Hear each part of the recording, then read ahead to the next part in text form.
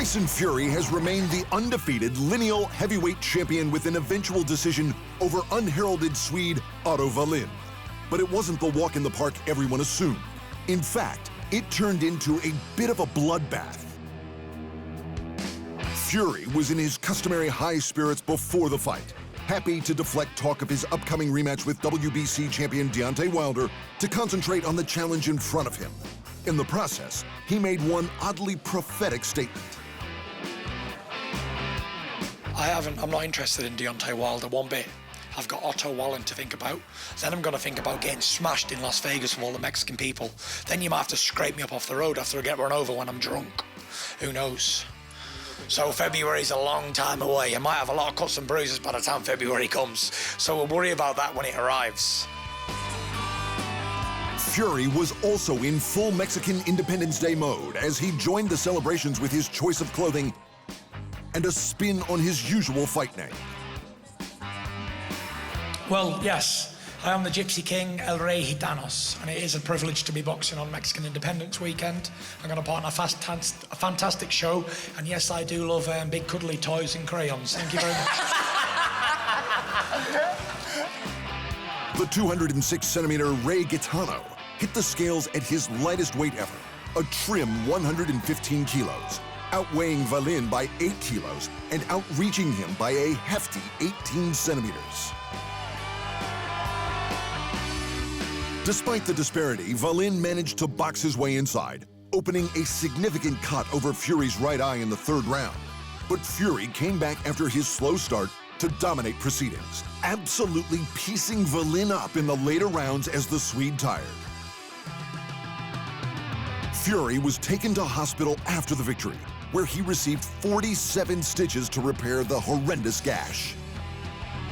The doctor said it here. He said as much it was a very, very bad cut, but it was a clean cut, so it doesn't need microsurgery inside and whatever, and he said it'll stitch well, so fingers crossed it'll be all right. Otto Wallin saw his profile significantly boosted with his brave performance, and despite coming closer than anyone expected to taking Fury's O, was level-headed about the result.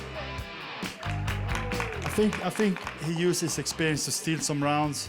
I know there were some close rounds, and usually they give that to the champion, and I wish I could have stayed on in a little more to steal those rounds like he did, but you know, it was a fair decision.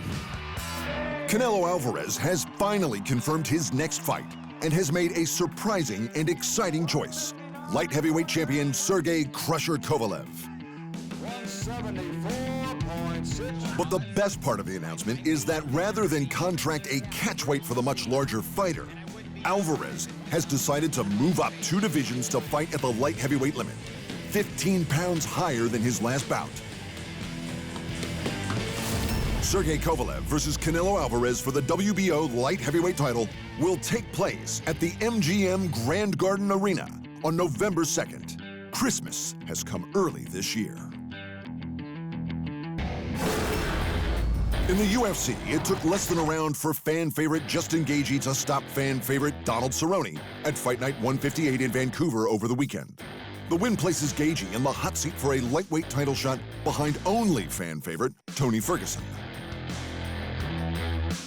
Gaethje switched up from his usual relentless pressure style against Cowboy, content instead to land heavy hands and feet from range. Every time the fighters got close, Gaethje was able to land the better strikes, and a couple of right hooks spelled the end for Cerrone. The win means Gaethje should have a big name lined up for his next fight. With Vladimir Putin's favorite fighter, Khabib Nurmagomedov, and Tony Ferguson committed to each other for the foreseeable future, the fight that could make the most sense is against a certain Irish felon named Conor McGregor, who's been threatening a return to the cage lately.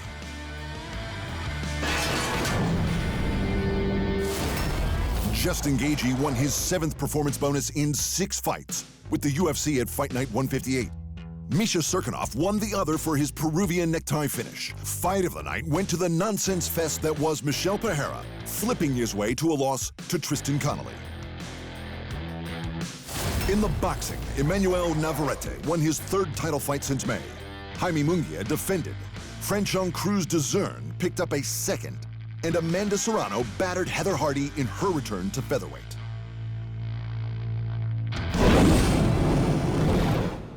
Thanks for watching, and remember, if you want more fight sports in your life, just hit the subscribe button.